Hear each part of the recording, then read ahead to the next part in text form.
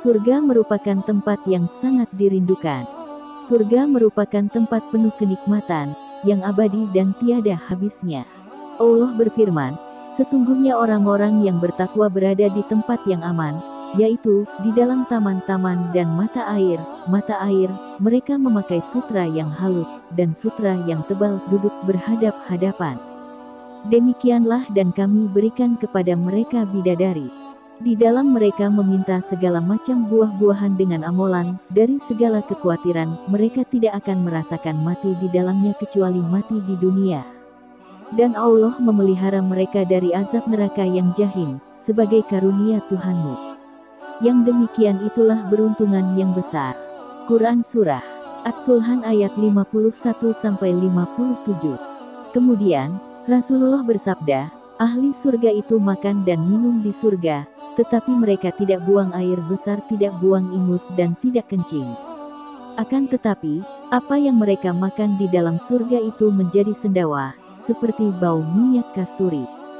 Mereka diilhamkan untuk bertasbih dan bertakbir sebagaimana mereka diilhamkan untuk bernafas. Hadis riwayat Muslim. Di sana Allah menghadirkan bidadari yang cantik jelita dan paras yang sempurna. Allah berfirman dalam Quran Surah Ar-Rahman, ayat 72. Bidadari-bidadari yang jelita, putih bersih, dipingit di dalam rumah. Kemudian Allah kembali berfirman dalam surat Ar-Rahman ayat 58, seakan-akan bidadari itu permata yakut dan marjan. Dalam Quran Surah Al-Waqiah ayat 22-24 pun juga sama, firmankan Allah, dan ada bidadari-bidadari bermata indah, laksana mutiara yang tersimpan dengan baik, sebagai balasan atas apa yang mereka kerjakan. Berdasarkan ayat-ayat tadi, seakan-akan memang bidadari dari hanya diperuntukkan untuk kaum laki-laki. Namun pada hakikatnya, hal tersebut juga berlaku untuk para wanita. Hal ini ditegaskan melalui Quran Surah Ali Imran, ayat 195, sesungguhnya aku tidak menyia-nyiakan amal orang-orang yang beramal di antara kamu, baik laki-laki atau perempuan. Seorang wanita di surga, nantinya akan menjadi istri dari suaminya yang terakhir di dunia. Hal ini sebagaimana sabda Rasulullah, seorang wanita di surga adalah istri bagi suaminya yang terakhir di dunia. Keadaan wanita di dunia tidak luput dari 6 keadaan.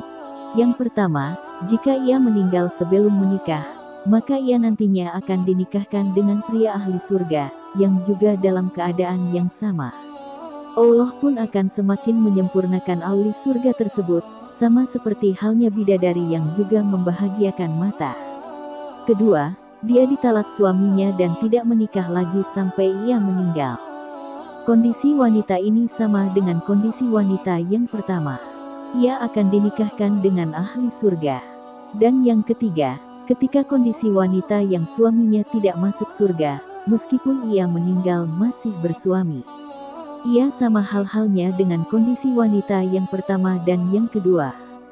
Ia juga akan dinikahkan dengan pria ahli-ahli surga yang telah mentalak istrinya, dan tidak menikah lagi sampai ia meninggal. Rasulullah bersabda, sudah ada seorang pun yang membujang di surga. Keempat, dia meninggal setelah menikah, baik suaminya menikah lagi ataupun tidak sepeninggalnya.